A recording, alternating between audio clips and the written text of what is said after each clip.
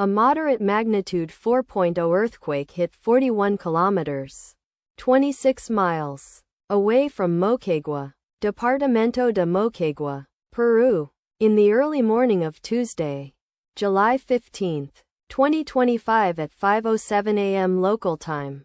America, Lima GMT-5.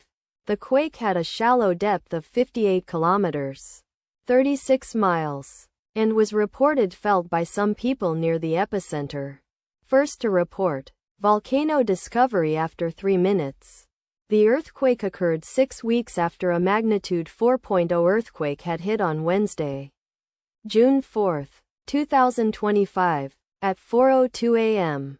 GMT-5 local time, in 77 kilometers, 48 miles, distance to the south. Data source from volcano discovery.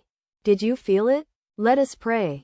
May the earthquake that occurred not affect our brothers and sisters there. May the earthquake not happen again. And may God protect everyone. Amen.